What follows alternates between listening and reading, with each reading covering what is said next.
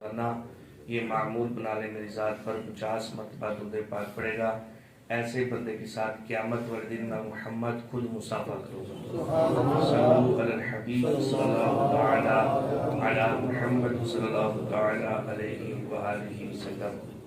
آج کا ہمارا موضوع ہے نماز کے فرائض۔ کل ہم نے سماعت کیا تھا نماز کی شرائط۔ تو نماز کی شرائط کتنی ہیں؟ کون کون سی؟ طہارت، ستر عورت، استقبال قبلہ، وقت، نیت، تکبیر تحریمہ۔ آج ہم انشاءاللہ نماز کے فرائض سماعت کریں گے۔ تو نماز کے فرائض میں سے جو فرض ہیں وہ نماز کے اندر ہیں، اور جو شرائط ہیں وہ نماز کے باہر ہیں۔ تو 7 فرض ہیں نماز کے جو نماز کے اندر موجود ہیں۔ پہلا تکبیر تحریمہ، دوسرا قیام، تیسرا قرات، چوتھا رکوع، پانچواں سجود، چھٹا قعدہ اخیرہ، اور ساتواں خروج بسنعہ، اپنے ارادے سے سلام پھیر کر نماز سے فارغ ہونا۔ تو یہ 7 فرض ہیں، جس میں پہلا فرض ہم نے کل شرائط میں بھی شامل تھا اور آج فرائض میں بھی شامل ہے، وہ ہے تکبیر تحریمہ۔ تکبیر تحریمہ یعنی تکبیر اولا، سب سے پہلے جو تکبیر کہہ کر ہم نماز کو شروع کرتے ہیں، تو اس کے بارے میں ہم نے ایک اہم ترین مسئلہ کل سماعت کیا تھا کہ اگر ہم تکبیر تحریمہ میں اس طرح شامل ہوئے کہ ہمارا قیام نہ ہوا بلکہ تکبیر کہتے ہوئے ہم رکوع کی طرف چلے گئے اور اتنا جھک گئے کہ گھٹنوں کے برابر ہاتھ پہنچ گئے یا گھٹنوں تک ہاتھ پہنچ جائیں گے، تو اس طرح ہماری نماز شروع ہی نہیں ہوگی، کیونکہ اس میں نہ تو قیام پایا گیا اور امام کے پیچھے قرات ہوتی نہیں۔ اگر آپ اطمینان سے جب امام سے ملیں گے، قیام کرتے ہوئے آپ آرام سے تکبیر تحریمہ کے بعد ہاتھ باندھیں گے، پھر اللہ اکبر کہتے ہوئے رکوع کی طرف جائیں گے، تو آپ کا تکبیر تحریمہ والا فرض بھی ادا ہو جائے گا، قیام والا فرض بھی ادا ہو جائے گا، اور امام کی قرات ہی مقتدی کی قرات ہے تو قرات والا بھی فرض ادا ہو جائے گا۔ اب آپ رکوع میں اللہ اکبر کہتے ہوئے جائیں گے تو آپ کا رکوع والا بھی فرض ادا ہو جائے گا۔ اگر کوئی بندہ وہ والی غلطی کرتا ہے جو کل میں نے عرض کی کہ وہ اللہ اکبر کہتے ہوئے ساتھ رکوع بھی کر رہا ہے اور ساتھ تکبیر تحریمہ بھی کر رہا ہے، تو تکبیر تحریمہ کہتے ہوئے اس کا رکوع بھی ہو گیا، تو آپ بتائیں اس کا قیام والا فرض اس میں پایا گیا؟ اس میں قرات والا فرض پایا گیا؟ تو اس نے اپنے 2 فرض اور جو تکبیر تحریمہ اس نے کہنی تھی وہ بھی کہاں درست ہوئی؟ وہ تو قیام کی حالت میں ہوتی ہے تکبیر تحریمہ، نہ کہ رکوع میں تکبیر تحریمہ ہوتی ہے۔ تو یہ اس کے فرض جو ہے وہ ادا نہیں ہوئے، جس کی وجہ سے اس کی نماز ہی نہیں ہوئی۔ تو اس لیے اگر امام صاحب رکوع سے کھڑے ہوتے ہیں تو ہو جانے دیں، ایک رکعت جاتی ہے نا آپ کی، آپ بعد میں رکعت پڑھ لیجیے۔ اگر آپ کو یہ بھی اندیشہ ہے کہ امام صاحب کھڑے ہو جائیں گے، تو آپ اپنی تکبیر تحریمہ کے بعد قیام والا فرض ادا کرتے ہوئے آپ رکوع کی طرف جائیں۔ اس سے بہتر یہی ہے کہ اگر نماز ہوگی نہیں تو اس سے بہتر ہے کہ ایک رکعت اگر جاتی ہے تو چلی جائے، آپ کو جماعت والا ثواب تو مل رہا ہے نا۔ تو اس لیے ہم نے، اور دوسری بات اب آپ دوڑ کے آ رہے ہوتے ہیں، جب امام صاحب نے رکوع کیا نا، جلدی سے وضو کیا، وضو کرتے ہوئے دوڑ کے آئے، اب دوڑ کے آنے سے بھی منع فرمایا گیا ہے۔ مسجد میں ایک تو مسجد کا خیال رکھنا ہے کہ مسجد کے آداب کے خلاف ہے کہ اس میں دوڑا جائے، تو دوڑ کر امام کے ساتھ نہیں ملنا۔ اگر رکعت جاتی ہے تو چلی جائے، دوڑنے کا حکم نہیں ہے۔ آپ اگر مسجد کے ادب کے خلاف کرتے ہوئے دوڑتے ہوئے آگے، آواز ہو رہی ہوگی جناب پاؤں کی، ہمیں سنائی دیتی ہے اکثر نا کہ لوگ دوڑ کے آگے رکوع میں شامل ہو رہے ہیں، تو دوڑ کے نہیں آنا، یہاں تک کہ شریعت کا حکم ہے کہ گھر سے بھی دوڑ کے نہیں آنا، کیونکہ دوڑ کے آنے سے بندے کا وقار جاتا ہے، بندے کی ایک جو شخصیت ہوتی ہے اس میں فرق پڑتا ہے۔ تو یہ بھی حکم ہے کہ اگر نماز کے لیے آنا ہے تو گھر سے بھی دوڑ کے نہیں آنا۔ تو مسجد میں تو بدرجہ اولا، کیونکہ مسجد کے ادب کا بھی لحاظ رکھنا ہے، تو دوڑ کے امام کے ساتھ شامل نہیں ہونا۔ اگر آپ کی رکعت جاتی ہے تو چلی جائے، آپ نماز کے ساتھ شامل ہو جائیں گے، امام کے ساتھ قومہ میں شامل ہو جائے، سجدے میں شامل ہو جائے، جلسے میں شامل ہو جائے۔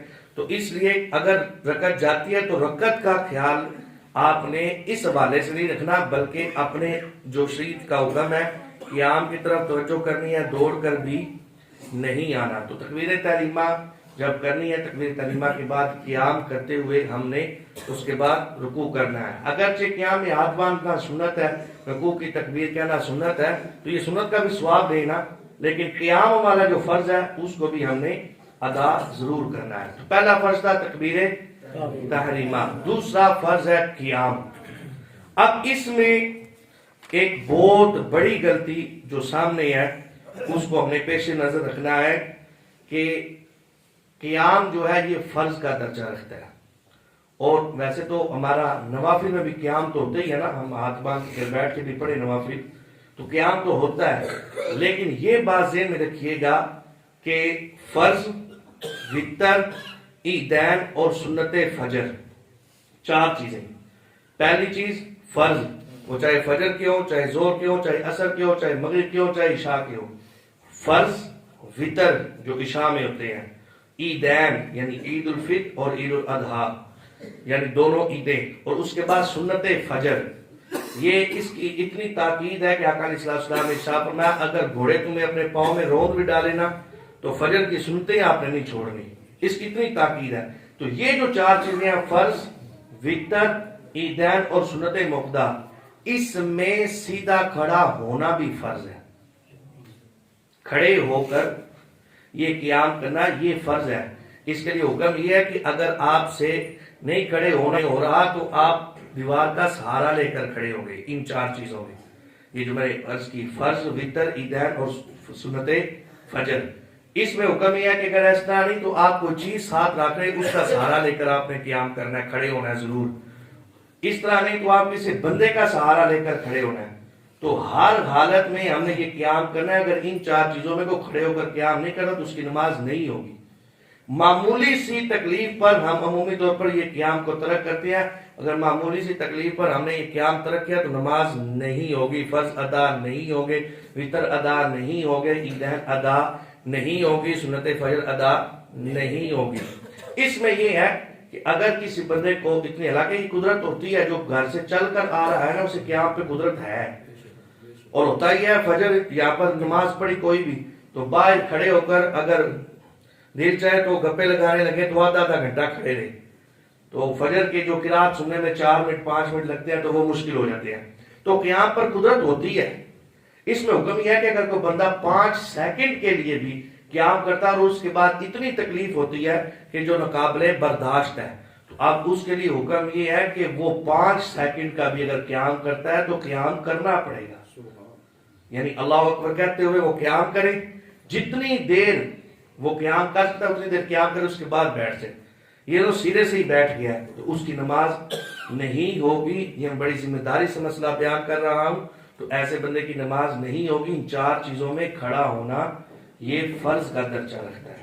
تو نماز میں قیام بھی فرض ہے تو ان چار چیزوں میں سیدھا کھڑا ہونا یہ بھی فرض ہے. اگر معمولی سی تکلیف میں کوئی اگر اس طرح کرتا ہے تو اس کی نماز نہیں ہوگی. ہمارے یہاں پر عمومی طور پر دیکھا گیا کہ بعض احباب معمولی سی تکلیف میں فرضوں میں بیٹھ جاتے ہیں تو ان سے عرض یہ کرنی ہے کہ آپ برائے کرم جو ہے وہ کھڑے ہو کر فرض کے کم از کم جو ہے نا وہ کھڑے ہو کر قیام جتنی دیر کر سکتے ہیں اس کا قیام کرنا یہ فرض ہے. نہیں کریں گے تو آپ کی نماز نہیں ہوگی. احباب کو میں ایک دو تو میری نظر میں ہیں لیکن ماشاءاللہ وہ بیٹھے نہیں، اٹھ کر چلے گئی ہیں. تو میں یہ اس بات سے حیران ہوتا ہوں کہ ہم کیا سمجھتے ہیں کہ ہمیں نماز کے مسائل آ گئے ہیں. یہ تو میں نے 9 سالہ درس انتظامی کی ہے، ابھی تک مجھے نماز کے مسائل پورے نہیں آئے. تو یہ سمجھ نہیں آتی. ابھی بھی میں پڑھنے رات کو بھی عشاء ٹائم میں پڑھنے گیا ہوتا ہوں تو میں تو ابھی تک پڑھتا ہوں. آن لائن کلاس بھی لیتا ہوں میں جا کے اساتذہ سے محنت کر کے ٹائم لے کر تو ابھی تک میں پڑھتا ہوں. تو مجھے اس بات کی سمجھ نہیں ہوتی کہ بعض احباب جو چلے جاتے ہیں ان کو مسائل آتے ہیں تو یہ تو پورا سال سیکھنے سے نہیں آتے تو 20 منٹ میں کیسے سیکھنے سے آئیں گے. یہ صرف فکر دلانی ہے مقصد کہ ہمیں یہ پتہ چلے کہ ہماری کتنی اگلات ہیں. تو ہم چند اگلات کا اگر پتہ چلے گا تو ہمارا دل اس طرف مائل ہوگا کہ یار ہم مزید مسائل سیکھیں تو ہم مسائل کی طرف آ جائیں گے. تو یہ مقصد ہے. تو دوسرا فرض تھا قیام. تیسرا فرض ہے قراءت. اب اس میں بھی بہت زیادہ اگلات ہے کہ تجوید سیکھنا ہر مسلمان پر فرض ہے. ہر مسلمان مرد و عورت پر فرض ہے. ہم نے یہ سمجھا ہے کہ صرف امام صاحب کے لیے فرض ہے یا قاری صاحب کے لیے فرض ہے. یہ ہر بندے کے لیے فرض ہے. اعلیٰ حضرت نے لکھا کہ اتنی تجوید سیکھنا کہ ہر حرف سے ممتاز جدا کر کے ادا ہو، اس طرح اتنی تجوید سیکھنا یہ فرض ہے. جس طرح جیسے مثال کے طور پر میں آپ کو مثال دیتا ہوں، یہ تے کے بعد جو سے آتا ہے، سا زبر سا، سا زیر سی، سا پہ سو، اس طرح سین دیکھیں، سین زبر سا، سین زیر سی، سین پہ سو، یہ بھی سا سی سو، اور سواد آتا ہے، سوا زبر سوا، سوا زیر سی، سوا پہ سو، سا سی سو۔ اگر تجوید نہیں سیکھی تو سا زبر سا، تے کے بعد جو سے آ رہا ہے وہ بھی سا زبر سا، اور جو سین ہے اس کا بھی سین زبر سا، اور جو سواد ہے اس کا بھی سواد زبر سا، سارے ہی سا کے لفظ آ گئے۔ تو اس میں فرق کیا ہے؟ حالانکہ یہ قرآن کے رفع، اس میں فرق ہے، تجوید میں فرق ہے۔ اب اس میں فرق کیا ہے؟ جو تے کے بعد سے آتا ہے وہ ہے تا زبر تا، اس میں نہ سیٹی کی آواز ہے نہ سختی ہو، تا دیر تی، تا پہ تو، تا تی تو۔ اور جو سین ہے اس میں سیٹی کی آواز ہے، سین زبر سا، سین زیر سی، سین پہ سو، سا سی سو۔ اور جو سواد ہے یہ رفع مستعلیہ میں سے ہے، اس کو پر پڑھنا ہے، صاد زبر سو، صاد زیر سوئی، صاد پہ سو، سو سوئی سو۔ اب تینوں میں پڑھتا ہوں، پہلے سا پڑھوں گا، سے، پھر سین، پھر سواد، تو آپ فرق دیکھیے گا، تا تی سو، سا سی سو، سو سوئی سو۔ اگر تجوید نہیں پڑھی تو سارے سا سی سو۔ تو اس لیے اتنی تجوید سیکھنا، اس طرح دال زبر دا، دا زر دی، دا پہ دو، دا دی دو، دوال زبر دا، دوا زر دی، دوا پہ دو، دا دی دو، نہیں فرق ہے۔ تو جب پتا ہوگا دوال رفع مستعلیہ میں سے ہے تو پڑھیں گے دا دی دو، دو دی دو، یہ فرق۔ تو اتنا فرق ہر ایک کے لیے سیکھنا فرض ہے۔ اگر اتنا نہیں تو اس لیے کہا نا کہ سبحان ربی العظیم کی جو ذوق کو پور نہیں کر سکتا، اس کے لیے حکم یہ ہے کہ وہ نماز میں سبحان ربی الکریم پڑھے، اگر تجوید نہیں آتی تو۔ اس لیے یہ تجوید والا بھی انتہائی اہم مسئلہ ہے، جو عمومی طور پر بلکہ اکثر طور پر لوگ جو ہے وہ اس سے غافل ہیں۔ بندے کو تجوید بھی سیکھنی چاہیے۔ تیسرا فرض تھا قرات، چوتھا رکوع۔ وہ انشاءاللہ نماز کا پریکٹیکل جب طریقہ ہم سماعت کریں گے تو اس میں رکوع کا طریقہ بھی ادنا ترین، جو سب سے کم رکوع کا درجہ ہے وہ یہ ہے کہ بندے کے ہاتھ گھٹنے تک پہنچ گئے، تو یہ رکوع والا فرض ادا ہوگا۔ پھر آگے پانچواں فرض ہے سجود، دو سجدے۔ یہ سجود کا ہے، سجدہ نہیں کہا، تو ایک رکعت کے دو سجدے فرض ہیں، اس لیے سجود کا لفظ آیا، جمع کا صیغہ آیا۔ اس سے آگے جو فرض ہے وہ ہے قعدہ اخیرہ۔ اب سوال ہے قعدہ اخیرہ کسے کہتے ہیں؟ نماز کا آخری اتحیات، نماز کا لگتا ہے پچھلے مسائل ڈاٹے ہو گئے تو سارے پریشان ہو گئے۔ یہ ہم نے پہلے سیکھنے تھے، جو آج ہمیں سیکھنے کو مل رہے ہیں، تو ہم نے پریشان نہیں ہونا، بلکہ اس پر عمل کرنا شروع کر دینا ہے۔ تو چہرے پہ مسکراہٹ رکھتے ہوئے آپ میری بات کا جواب دے، ریپلائی کریں کہ ہم اس بات سے خوش ہیں۔ تو یہ قعدہ اخیرہ، سیکنڈ لاسٹ قعدہ اخیرہ۔ تو اب دو رکعت اگر ہم نماز پڑھ رہے ہیں تو دو رکعتوں کے بعد جو قعدہ آئے گا تحیات آئے گی وہ قعدہ اخیرہ ہوگی۔ چار رکعات پڑھ رہے ہیں تو چار رکعتوں کے بعد جو قعدہ آئے گا وہ قعدہ اخیرہ ہوگا۔ اسی طرح اگر نوافل میں 6 بھی پڑھ سکتے ہیں، 8 بھی پڑھ سکتے ہیں، 10 بھی پڑھ سکتے ہیں، تو پھر اس میں نوافل میں تھوڑا حکم اس کا چینج ہوتا ہے کہ اگر نفل ہم 2، 4، 6، 8، 10، 12 اگر ایک سلام کے ساتھ پڑھ رہے ہیں تو یہ بات ذہن رکھیے گا کہ نوافل کا ہر قعدہ قعدہ اخیرہ ہے۔ نوافل کا ہر قعدہ قعدہ اخیرہ ہے، اس میں جو احکام لازم ہوں گے وہ قعدہ اخیرہ والے ہوں گے۔ اب بتا 4 رکعت اگر نماز پڑھ رہا ہے، وہ سنت ظہر پڑھ رہا ہے یا فرض ظہر کے پڑھ رہا ہے، یا عصر کی سنتیں پڑھ رہا ہے، یا عصر کے فرض پڑھ رہا ہے، یا مغرب کے فرض پڑھ رہا ہے، یا پھر عشاء کے فرض پڑھ رہا ہے، وتر پڑھ رہا ہے، تو اب 2 رکعت کے بعد جو قعدہ آئے گا وہ قعدہ اولا ہوگا، قعدہ اولا۔ اور قعدہ اولا واجب ہے، قعدہ اولا، اور قعدہ اخیرہ فرض ہے، قعدہ اخیرہ فرض ہے۔ اب اس میں ایک انتہائی اہم ترین مسئلہ ہے جس کو ہم نے سیکھنا ہے۔ یہ مسئلہ جب ابتدا میں جب میں نے یہاں پر امامت شروع کی تھی تو اس میں نے جب یہ مسئلہ بتایا، مسئلہ درپیش ہے نماز میں ہمیں، تو میں نے یہ مسئلہ بتایا تو یہ مسئلہ تقریباً 1-1.5 ہفتے کے بعد میرے پاس گھوم کر آیا۔ وہ کس طرح؟ اگر کوئی بھائی موجود ہے جنہوں نے مجھے کہا تھا تو دل لزاری نہ سمجھے، میں اس کا نام نہیں لے رہا، میں فقط جو ہے نا یہ سمجھانے کے لیے عرض کر رہا ہوں۔ تو مجھے آ کے ایک بھائی نے کہا کہ قرضہ بیٹی دین چ سختی نہ کروں۔ میں نے کہا جس بندے نے لقمہ دیا اس کی نماز نہیں ہوئی۔ جب میں نے یہ کہا تو آپ کہتے ہیں جی قرضہ بیٹی دین چ سختی نہ کروں۔ میں کہ جی میں کہڑی سختی کی تھی؟ یہ تو اگلے دن اعلان کیتا ہے 2-3 نمازیں تسی اپنی نماز دہرا لو۔ میں کہ ظاہر ہے ان کی نماز نہیں ہوئی تو میں نے ان کو کہا دہرا لو، میں نے تو ان کا بھلا کیا ہے۔ کہ آپ کی نماز نہیں ہوئی تو آپ دوبارہ پڑھیں. تو میں نے ان سے کہا کہ آپ کو یہ کس نے کہا ہے, آپ تو نماز میں موجود نہیں تھے. تو وہ کہتے ہیں مجھے فلاں نمازی نے کہا ہے. میں نے کہا ٹھیک ہے, انہوں نے نام بتا دیا. میں نے اصرار کیا کہ میں ان کی اصلاح کی نیت سے نام پوچھ رہا ہوں, نہ کہ میں نے ان کو جا کے کچھ کہنا ہے. میں تو ان کی اصلاح کروں گا. میں دوسرے نمازی کے پاس چلا گیا. جب وہ ملے تو میں نے کہا حضور میں نے آپ کو مسئلہ سمجھانا ہے, آپ تشریف رکھیے. بیٹھ کے تو میں نے ان کو 15 منٹ لگا کے مسئلہ سمجھایا. جب 15 منٹ بعد انہوں نے میری پوری تقریر سماعت کی نا, تو بعد میں کہتے ہیں میں نے تو کوئی مسئلہ نہیں ہو, تو فلانے نمازی نے کیا. میں نے کہا ٹھیک ہے بھائی. میں ان کے پاس چلا گیا. میں نے ان کو بٹھایا. میں نے کہا حضور میرا مسئلہ سماعت کر لیں توجہ سے, میں نے یہ اصلاح کی نیت پہ آپ سے عرض کر رہا ہوں. جب میں نے ان کو 15 منٹ کی تقریر سنائی تو انہوں نے 15 منٹ کی تقریر سننے کے بعد مجھے کہا میں نے تو کوئی مسئلہ نہیں, وہ فلانے نمازی گل کی تھی. میں پھر ان کے پاس چلا گیا. تو مقصد بات کرنے کا یہ ہے کہ ہم مسئلہ سیکھ نہیں رہے.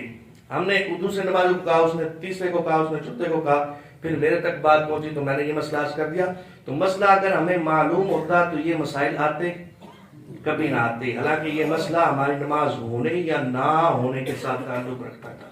تو اس لیے یہ قاعدہ اولا, اس میں سمپل سمجھ لیں. جب ہم واجبات پڑھیں گے تو اس کی وضاحت کے ساتھ سنیں گے. اگر ہم قاعدہ اولا بھول گئے ہیں, یعنی 4 رکعات پڑھ رہے تھے, 2 رکعات کے بعد ہم نے بیٹھنا تھا, ہم بیٹھنا بھول گئے اور سیدھا کھڑے ہو گئے, تو اب یہ بات ذہن رکھیے گا, اگر کھڑے ہو گئے ہیں یا کھڑے ہونے کے قریب ہے تو اب ہمیں یاد آیا کہ ہمارا قاعدہ نہیں ہوا قاعدہ اولا, یا ہم نماز کی حالت میں امام صاحب کھڑے ہو گئے ہیں یا کھڑے ہونے کے قریب ہے, تو ان کو لقمہ نہیں دیا جائے گا, کیونکہ وہ قیام کی طرف چلے گئے ہیں, وہ فرض کی طرف چلے گئے ہیں, اور اب وہ واجب کی طرف نہیں آئیں گے. کیونکہ قاعدہ اولا کیا ہے؟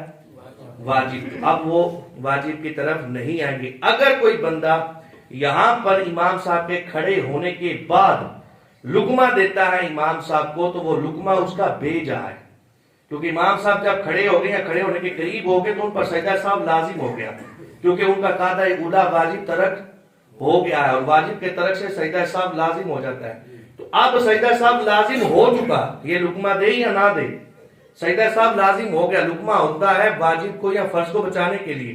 تو اب اگر کوئی بندہ لقمہ اس وقت دیتا ہے تو اس کا لقمہ بھیجا ہے, یعنی وہ محال نہیں تھا. اب لقمہ اگر اس نے دیا تو اس کی نماز جاتی رہی, نماز فاسد ہوگی.